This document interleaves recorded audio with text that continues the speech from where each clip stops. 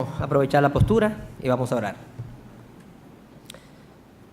Dios, venimos delante de ti, Señor, una vez más en este día, Señor, agradecido, porque una vez más podemos abrir tu palabra, Señor, y mirar tu propósito para nuestras vidas, lo que tú quieres, Señor. Así que te suplicamos y apelamos, Señor, a tu Espíritu Santo, Padre, para que en nuestra debilidad tú nos enseñes, Señor, nos guíes, Señor, a través de tu palabra, Señor, para que el carácter de Cristo sea conformado en nuestras vidas. Bendice tu palabra, bendice nuestros corazones, nuestros oídos, Señor, para que estén atentos a ella. Y te lo suplicamos en el nombre de Cristo Jesús. Amén. Buenas noches, hermanos, el Señor le bendiga. Vamos a abrir nuestras Biblias en Colosenses, capítulo 1. Y vamos a tener la enseñanza desde el verso 3 al verso 14. Colosenses 1, desde el verso 3 al verso 14. Si alguien no tiene una Biblia, que le podamos prestar una. Todos tienen Biblia. Así que cuando estén listos, podemos leer lo que dice la palabra de Dios. Colosenses, capítulo 1. Luego de Efesios, Filipenses, está el libro de Colosenses. 1:3, dice así la palabra de Dios: siempre orando por vosotros, damos gracias a Dios, Padre de nuestro Señor Jesucristo, habiendo oído de vuestra fe en Cristo Jesús y del amor que tenéis a todos los santos, a causa de la esperanza que os está guardada en los cielos, de la cual ya habéis oído por la palabra verdadera del Evangelio, que ha llegado hasta vosotros, así como a todo el mundo, y lleva fruto y crece también en vosotros, desde el día que oísteis y conocisteis la gracia de Dios en verdad, como la habéis aprendido de Epafras, nuestro consiervo amado, que es un fiel ministro de Cristo para vosotros, quien también nos ha declarado vuestro amor en el Espíritu. Por lo cual también nosotros, desde el día que lo oímos, no cesamos de orar por vosotros y de pedir que seáis llenos del conocimiento de su voluntad en toda sabiduría e inteligencia espiritual, para que andéis como es digno del Señor, agradándole en todo, llevando fruto en toda buena obra y creciendo en el conocimiento de Dios, fortalecidos con todo poder, conforme a la potencia de su gloria, para toda paciencia y longanimidad, con gozo dando gracias al Padre que nos hizo aptos para participar de la herencia de los santos en luz, el cual nos ha librado de la potestad de las tinieblas y trasladado al reino de su amado Hijo, en quien tenemos redención por su sangre, el perdón de pecados. Bueno, esta carta que Pablo escribe a los colosenses, la iglesia de los colosenses estaba en lo que hoy es Turquía, y si nosotros recordamos los viajes misioneros de Pablo, podemos notar que estaba muy cerca de lo que era Antioquía, de donde Pablo emprendió sus viajes misioneros. Así que no dice en las Escrituras exactamente que Pablo estuviera allí, pero sí sabemos que hubo una gran influencia de Pablo en lo que tiene que ver la doctrina de Cristo, todo lo que era la enseñanza del Evangelio en toda esa zona de Asia. La carta específicamente, es muy probable ya que las bases de todo lo que era el gnosticismo se hubiesen ya echados, y vemos y vamos a notar que en la carta está de algún modo contrarrestando lo que era el gnosticismo, o sea, aquellas creencias de lo que pensaban que el conocimiento era una revelación que Dios había hecho a algunos, un privilegio que Dios tenía con algunos, y que no podía coexistir lo que era la materia y el espíritu juntos. Así que los gnósticos decían que la materia era mala, de tal punto, de alguna manera, entonces podemos entender que el gnosticismo de una manera muy directa se oponía a lo que es el Evangelio, lo que es la encarnación de Dios en la persona del Hijo. Y si vemos ahí mismo el capítulo 2, versículo 8, podemos ver que dice Pablo: mirad que nadie os engañe por medio de filosofías y huecas sutilezas según las tradiciones de los hombres, conforme a los rudimentos del mundo, y no según Cristo. Porque en Él, o sea, en Cristo, habita corporalmente toda la plenitud de la deidad. Vemos que ese versículo explica claramente el propósito. O sea, él está diciendo, en la persona de Jesucristo evita toda la plenitud de Dios. O sea, Jesucristo, la segunda persona de la Trinidad, es Dios. Y en ese tenor vemos el regocijo de Pablo cuando escribe esta carta a la iglesia de los Colosenses. ¿Por qué el regocijo? Bueno, si ustedes ven el versículo 3, Pablo mismo dice que él se regocijaba por lo que el Evangelio había producido en ellos. O sea, el ello haber confiado en el Evangelio había producido algo en esa iglesia, en esos hermanos, y de algún modo ese era el regocijo de Pablo, que lo vemos en el versículo 3. Y dice, yo me gozo en eso que ha pasado en ustedes. Así que en la introducción de la carta se va a convertir en un testimonio de lo que realmente el Evangelio produce en nosotros. Y lo que yo quiero que veamos esta noche es el efecto que realmente el Evangelio debe producir en un creyente. Y miren el versículo 3 conmigo, Colosenses 1:3. Siempre orando por vosotros, damos gracias a Dios, Padre de nuestro Señor Jesucristo, habiendo oído de vuestra fe en Cristo Jesús y del amor que tenéis a todos los santos, a causa de la esperanza que está guardada en los cielos, de la cual ya habéis oído por la palabra verdadera del Evangelio. Y vemos, dice que la transformación primeramente vino fruto, por eso dice el versículo 5, a causa de que los colosenses tenían ahora una nueva esperanza. Y que esa nueva esperanza había sido producida por ellos haber escuchado la palabra verdadera del Evangelio. Noten que lo primero es que se cambió la expectativa. Los colosenses cambiaron absolutamente la expectativa que tenían de este mundo cuando llegó a ellos la palabra del Evangelio.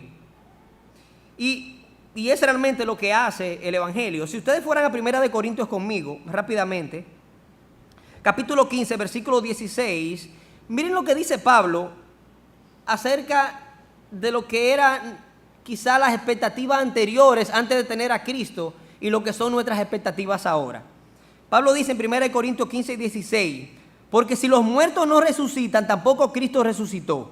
Y si Cristo no resucitó, vuestra fe es vana, aún estáis en vuestros pecados. Entonces también los que durmieron en Cristo perecieron. Si en esta vida solamente esperamos en Cristo, somos los más dignos de conmiseración de todos los hombres.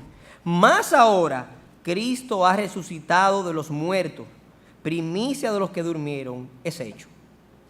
Y lo que Pablo está diciendo y está revelando en esos 4 versos lo que era la expectativa anterior, la esperanza que teníamos. O sea, si nosotros simplemente esperáramos en Cristo, nosotros, los creyentes, no tuviéramos esperanza. Pero así vive el mundo. O sea, el mundo vive sin Cristo, nosotros estábamos antes sin Cristo, así que antes nosotros vivíamos sin ninguna esperanza. O con una esperanza que únicamente llegaba a la tumba, a la muerte. Dice, pero ahora, más ahora, dice el versículo 20, nosotros tenemos una nueva esperanza. ¿Cuál es esa esperanza? Mas Cristo ha resucitado de los muertos. ¿Y cuál es la esperanza? Primicia de los que durmieron es hecho. Así que Cristo fue el primero que Dios levantó, que venció la muerte, que Dios levantó de entre los muertos. Y la gloriosa esperanza que nosotros tenemos ahora está relacionada con la resurrección. La gloriosa esperanza que nosotros tenemos es que un día, al igual como Cristo se levantó de entre los muertos, un día tú y yo y todo aquel que haya puesto su fe en la persona de Jesucristo, que haya puesto su fe en el Evangelio, así mismo, Él fue la primicia y nosotros posteriormente seremos levantados juntamente con Él. Así que noten que el cambio, el efecto que produce el Evangelio en los colosenses vino fruto de que su esperanza cambió. Y lo primero que debemos meditar nosotros, ¿cuál es nuestra esperanza? Si realmente nosotros estamos rotundamente preocupados hasta el día que muramos, o si realmente nosotros hemos trascendido ese momento y ahora nosotros nos gloriamos, ahora nosotros decimos, no, Cristo resucitó, nosotros también un día resucitaremos con Cristo. Y esa es la gloriosa esperanza que tiene el creyente. Y esa gloriosa esperanza produjo un cambio en la iglesia, en los hermanos de Colosenses. Miren el versículo 3. Colosenses 1:3. Miren el primer efecto que produjo esa nueva esperanza que trajo el Evangelio. Siempre orando por vosotros, damos gracias a Dios, Padre de nuestro Señor Jesucristo, habiendo oído de vuestra fe en Cristo Jesús. Noten que en el versículo 8 dice Epafras, que era posiblemente el que fundara la iglesia o inició el ministerio, dice que él daba testimonio de cómo el amor que tenían ellos en el Espíritu. Pero sea como sea, lo que podemos ver aquí, que la fama y el testimonio de los colosenses llegó a los oídos de Pablo. Y Pablo se regocijaba porque ellos dicen, ustedes, dice, yo he oído acerca de vuestra fe. Yo he oído acerca de la convicción que ustedes tienen acerca de Jesucristo, en la persona de Jesucristo. Y esto inmediatamente debe traer un cuestionamiento a nosotros. ¿Qué dicen las demás personas ahora que somos creyentes? Después que hemos venido a los pies de Jesucristo, cuando las personas del mundo nos ven, ¿qué dicen de Cristo? No tienen una nueva expectativa de Cristo, no produce un efecto nuevo, un efecto diferente en nosotros, el que hayamos nosotros creído en el Evangelio, porque si eso no está pasando, hay algo mal que está en nuestras vidas. Porque Pablo dice, yo me regocijo porque he oído de las convicciones que ustedes tienen acerca de Jesucristo. O sea, se propagó lo que estaba pasando en la vida de los colosenses. Se hizo famoso. Tan famoso que vemos que no solamente quizás en el mundo se podía enterarse, o se hizo famoso fuera de Colosenses, hasta el punto donde estaba Pablo, sino que también vemos que eso impactó la vida de Pablo. Porque de algún modo, dice el versículo 3, que dice, Pablo se está regocijando de lo que ha pasado con ellos. Y la segunda pregunta que tenemos que hacernos es, ¿cómo está impactando la vida de nosotros como creyentes, los demás hermanos? ¿De qué manera el Evangelio de Jesucristo, la obra que Cristo ha hecho en nosotros, está siendo de bendición a todos los hermanos que están a nuestro alrededor? Porque el efecto que Pablo dice aquí es que debe producir es que la vida de Jesucristo se manifieste a través de nosotros, como estaba pasando con los hermanos de Colosenses. Porque el amor de Cristo nos constriñe, pensando esto, que si uno murió por todos, luego todos murieron. Y por todos murió, para los que viven ya no vivan para sí, sino para aquel que murió y resucitó. O sea, si Cristo murió por todos, quiere decir que todos los hombres están muertos, lo que está diciendo el pasaje. Todos los hombres estaban convictos en pecado, en juicio, si Cristo murió por todos. Así que ya ahora los que viven, los que no están en condenación, ya no viven para ellos, sino viven para Cristo. Y lo que Pablo está diciendo, que lo que estaba pasando en esta iglesia es que ellos estaban viviendo para Cristo. ¿Por qué estaban viviendo para Cristo? Porque su vida era elocuente a los ojos de los demás, a los ojos del mundo. Cuando las personas del mundo ven nuestras vidas, deben ver a Jesucristo, la transformación de Cristo que ha hecho Cristo en nosotros. Y cuando nosotros venimos a la iglesia o hablamos con los hermanos deben ser bendecidos con nuestras vidas de la manera que Dios está operando por el Evangelio en nosotros. La esperanza que trajo el Evangelio en los colosenses trajo alabanza, gloria a Dios. Pablo dice en el versículo 3, siempre orando por vosotros, damos gracias a Dios, Padre de nuestro Señor Jesucristo, por la fe de ustedes. Pablo estaba regocijado en el Señor, en Cristo, por lo que había hecho el Evangelio en ellos. Noten que al final todo el mundo sale bendecido. El mundo es bendecido porque las personas del mundo deben ver a Cristo en nosotros. Los hermanos son bendecidos porque Dios está obrando en nosotros para bendición de los hermanos. Y al final Cristo, Dios, debe ser alabado. Como Pablo decía, doy gracias por lo que Dios está haciendo en ustedes por la fe. Pero hay un segundo efecto que produjo el Evangelio en los colosenses. Versículo 3.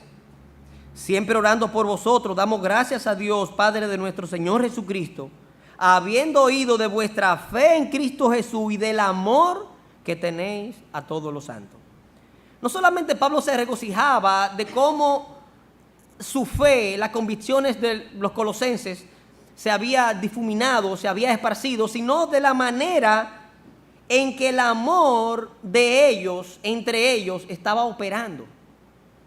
Noten que el evangelio produjo un cambio en ellos hacia los hermanos, en el cual los hermanos, dice, todo el mundo estaba impactado de la manera que se amaban, de la manera que los colosenses amaban a los demás santos, a los creyentes. Produjo además un cambio que bendijo a los hermanos. Y ellos estaban siendo bendecidos, todos los santos, por el amor de ellos, por la transformación que Dios había hecho en ellos. Porque Cristo, cuando aún éramos débiles, y es muy probable que Romanos capítulo 5, versículo 6, pudiera ser la clave por la cual los colosenses sufrieron esta transformación y cómo Dios movió su corazón hacia los demás hermanos para que amaran a los demás hermanos. Miren lo que dice Romanos 5, 6. Porque Cristo, cuando aún éramos débiles, a su tiempo murió por los impíos. Ciertamente apenas morirá alguno por un justo. Con todo, pudiera ser que alguno osara morir por el bueno. Mas Dios muestra su amor para con nosotros en que, siendo pecadores, Cristo murió por nosotros. Y lo que dice ese pasaje de Romanos es que nosotros, siendo débiles, siendo pecadores, mereciendo la muerte, Cristo, Dios envió a Jesucristo a morir por nosotros. Y es muy probable que los colosenses dijeran, bueno, yo estoy consciente de mi pecado, estoy consciente de mi debilidad, estoy consciente de lo que merezco, así que, no obstante a eso, Cristo muere por mí, Dios envía a Cristo a morir por mí, y eso pudiera ser la transformación que sufrieron ellos al ver el incomprensible amor de Dios, mereciendo yo la muerte.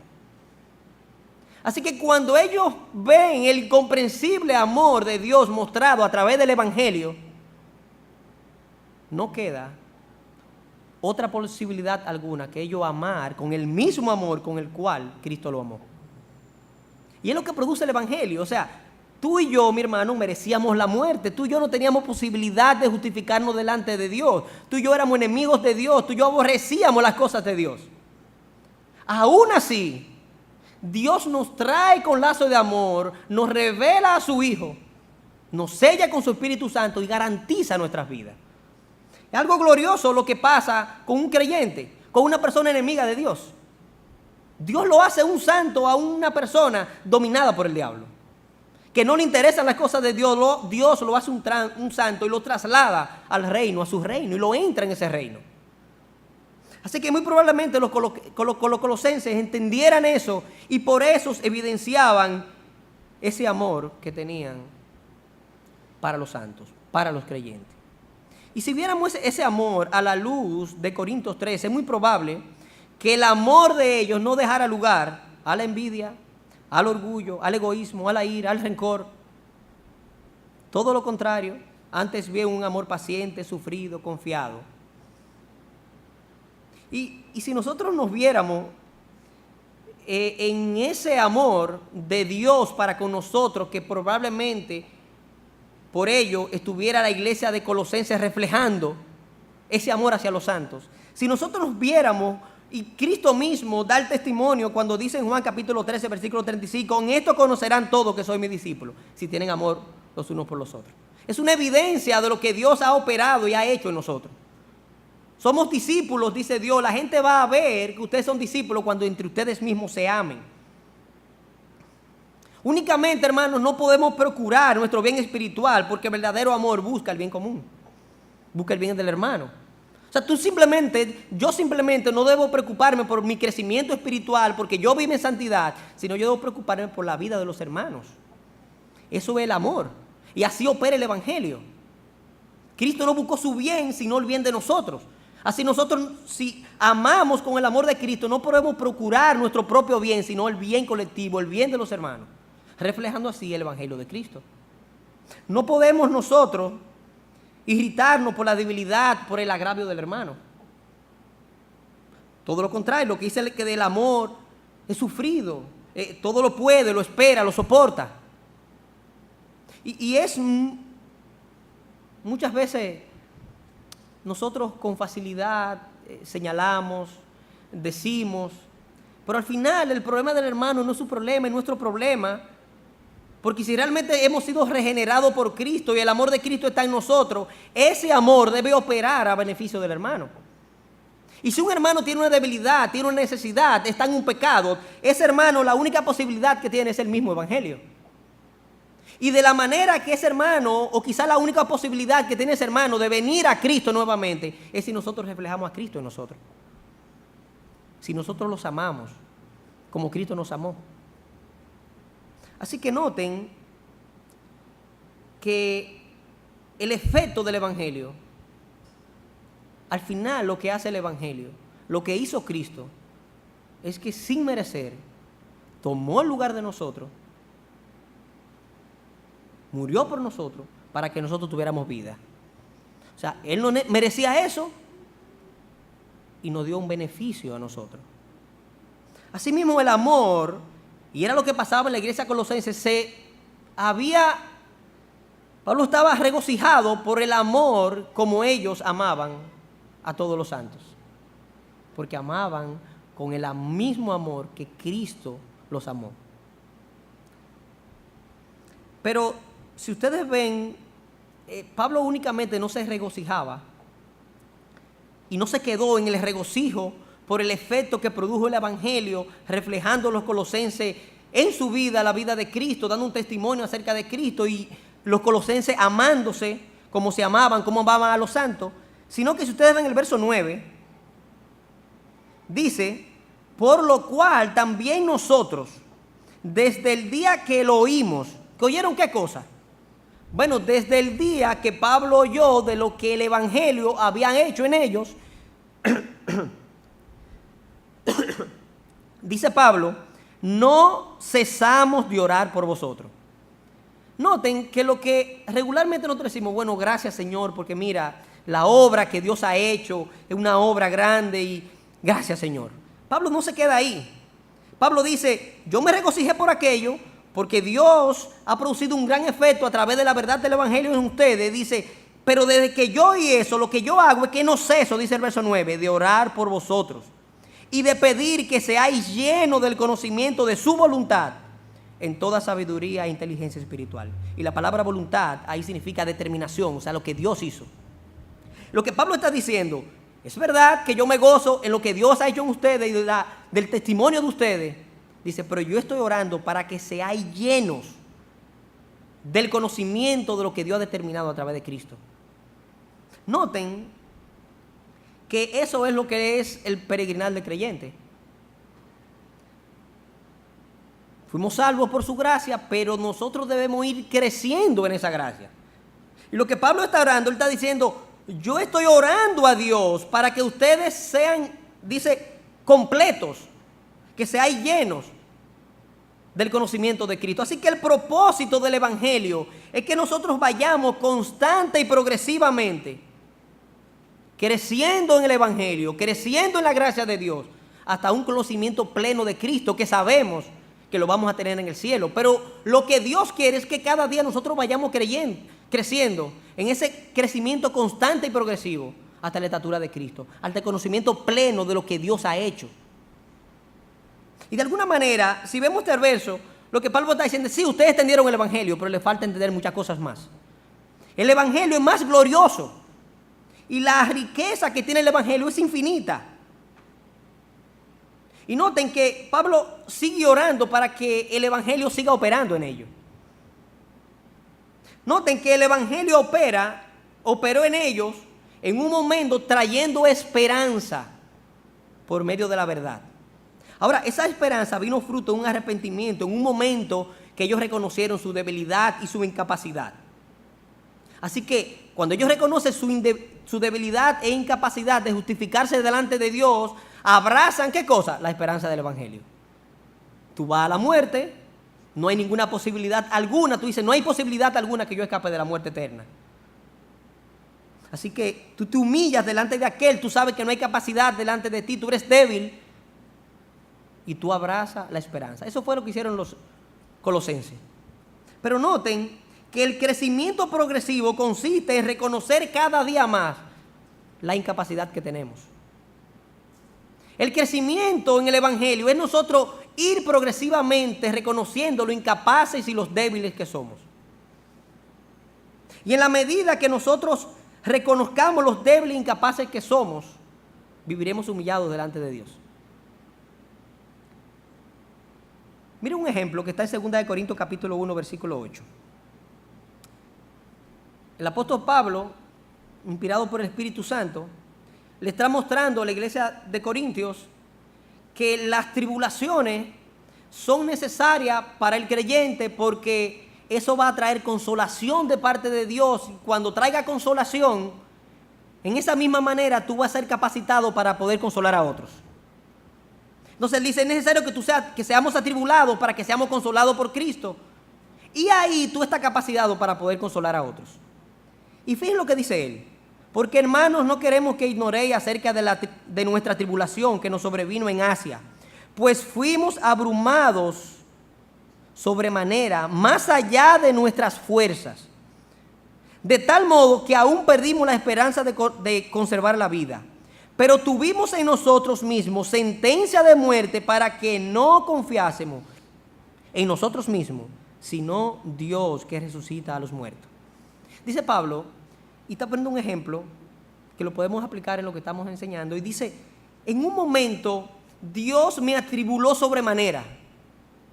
Dios me mostró sobremaneramente lo débil y lo incapaz que yo soy, al punto de que yo dije, voy a morir. Y cuando nosotros pedimos toda posibilidad de tener la vida, de preservar la vida, dice, Dios operó. Dice, ahí comenzamos nosotros. Cuando perdimos toda capacidad de conservar la vida, Dios, dice, comenzamos a confiar en Dios. Noten que en el momento de la debilidad fue que el Señor vino y operó en la vida de Pablo. En el momento cuando ellos no tenían ninguna posibilidad, ya se sentían incapaces, vino y entró Dios y operó y obró en sus vidas. Debemos morir a nuestras fuerzas, debemos morir a nuestra capacidad para que la fuerza de Dios opere en nosotros. Así que el crecimiento progresivo es un constante morir al yo mismo. El crecimiento espiritual es un constante morir a nosotros mismos, reconociendo delante de Dios la incapacidad que tenemos de nosotros poderle agradar. Y Pablo dice, en 2 Corintios capítulo 12, versículo 9, dice, yo le pedí a Dios que me quitara un aguijón que yo tenía. Y dice, ¿y qué le contestó el Señor? Bástate mi gracia porque mi poder se perfecciona en la debilidad. Y dice Pablo, bueno, el Señor me dice que su poder, Él obra, Él es poderoso cuando yo soy débil. Entonces, dice Pablo, por tanto, de buena gana me gloriaré más bien en las debilidades para que repose sobre mí el poder de Dios. Y si tú y yo somos honestos, hermano, nosotros somos muy débiles, somos orgullosos, somos mentirosos, somos ávaros, somos lujuriosos. Tanto pecado que pudiéramos pasar la noche mencionándolo, que tú y yo, hermanos, tenemos. Lo que tenemos que hacer es lo que decía Pablo, dice, yo reconozco que soy débil y entonces Dios opera en mí. Y lo que está diciendo es tú lo que tienes que ir a Cristo, al Evangelio, y confesar lo que tú eres. Y cuando tú vas humillado delante de Dios, reconociendo lo que eres, dice, Dios comienza a operar y a obrar. Así que Dios lo que está pidiendo de nosotros es sinceridad, humillación. Que nosotros vayamos delante de Él y digamos, Señor, no somos capaces. Yo soy pecador, yo tengo un problema y no puedo con Él. Así que Dios comienza de una manera milagrosa a operar. Así que el crecimiento es un morir constante de nosotros para que Dios opere. Y ese morir constante al yo mostrará más y más y más y más la maravilla del Evangelio. Así que el crecimiento o la madurez espiritual es como que tú cada vez más entiendes que eres más incapaz. Y cuando tú entiendes, y yo entiendo que cada vez somos más incapaz, más frecuentemente vamos a Cristo. más humillados estamos delante de Cristo. Sin embargo, muchas veces lo que aprendemos, vemos, es que el Evangelio muchas veces viene acompañado de otras cosas. Una serie de requisitos, de formas que debemos mostrar, de obras que deben exhibirse. Pero al final eso es la religión. O sea, la esperanza gloriosa en los cielos que Dios promete por el Evangelio, no podemos nosotros atarla a una serie de normas humanas. De ahí hemos salido, de ahí nos sacó el Evangelio. Donde el Evangelio nos sacó es del lugar donde nosotros no somos capaces. Así que venimos ahora y estamos en la gracia que Dios operó por su Evangelio en nosotros. Así que nosotros seguimos débiles, pero reconociendo que somos incapaces. El mundo no sabe que es incapaz, el mundo no sabe que no tiene posibilidad. Nosotros sabemos que no hay ninguna posibilidad, pero sabemos que Cristo tiene toda posibilidad. Por eso vivimos humillados delante de Cristo. Miren el versículo 10. Miren cómo se revela el propósito de Dios. Versículo 10. ¿Para qué esto? ¿Para qué vivir humillado delante de Dios? ¿Para qué morir yo? Para que andéis como es digno del Señor, agradándole en todo, llevando fruto en toda buena obra y creciendo en el conocimiento de Dios. Y la palabra andéis es vivir, moverse. Y está hablando como una capacidad que Dios nos da.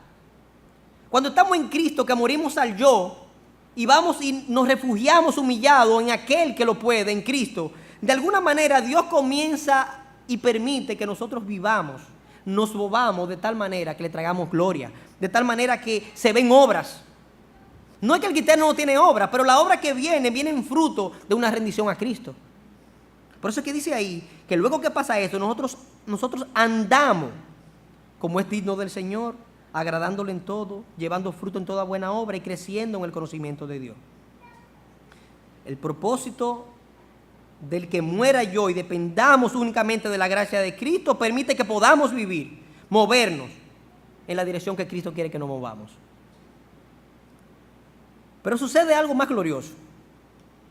Miren el versículo 11.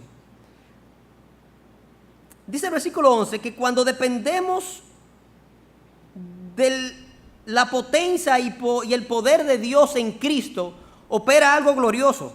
No solamente que nosotros podemos vivir y movernos como Dios quiere que vivamos, sino que vivimos, dice el versículo 12, con gozo dando gracias al Padre que nos hizo aptos para participar de la herencia de los santos en luz, el cual nos ha librado de la potestad de las tinieblas y trasladado al reino de su amado Hijo, en quien tenemos redención por su sangre, el perdón de pecados. Señores, y pasa algo realmente increíble en la vida de nosotros. Cuando nosotros morimos al yo, somos débiles, incapaces, y vamos humillados a Cristo y decimos: Cristo, aquí estoy yo con mi debilidad. Dice que Dios comienza a permitir que nosotros vivamos. Dios comienza a obrar de tal manera que nosotros traemos fruto para Él, pero al mismo tiempo vivimos gozosos. Y vivimos gozosos, dice, dando gracias a Dios por lo que hizo, porque nos dio ahora una herencia con los santos en luz, nos dio una herencia en los cielos. Y miren lo glorioso del Evangelio, que tú vives alegre. No habla de muerte, no habla de nada, está hablando que ahora nosotros tenemos una nueva esperanza que traspasa a esta tierra. Y nosotros vivimos rendidos, dando gloria a Dios, gozosos, porque Dios ahora nos ha dado una herencia, nos ha dado una vida, nos ha dado un reino que trasciende este reino terrenal a un reino celestial. Y fíjense que uno querer testificar de Cristo no es un sacrificio. A veces nosotros decimos, bueno, hay que salir porque tengo que hablar. No, Dios no es así. O sea, no tenemos que hacer un sacrificio para nosotros ir a testificarle al Señor.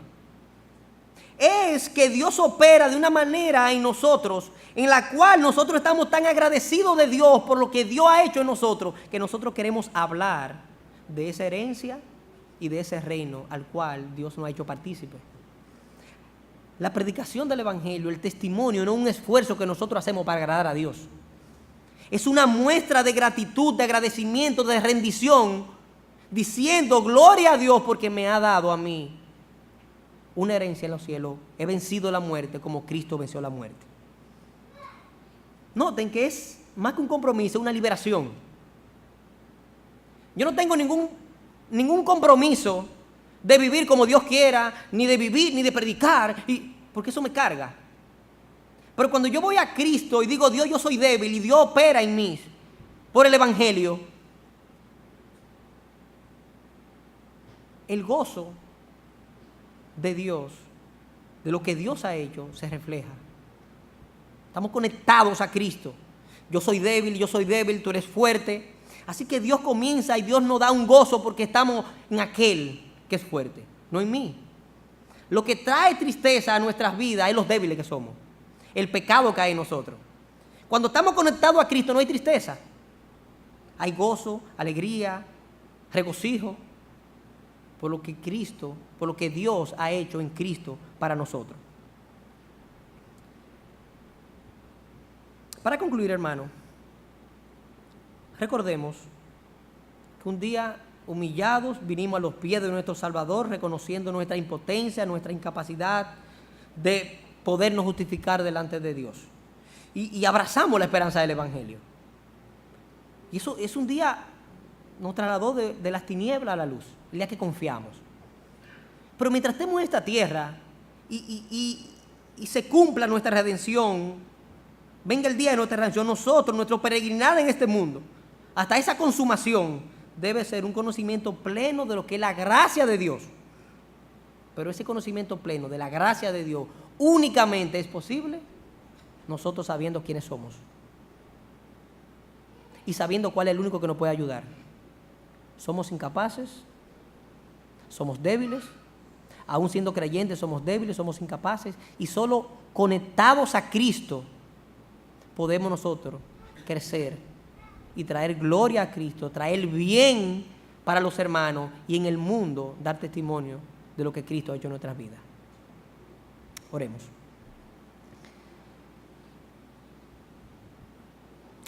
Te damos gracias, Señor, porque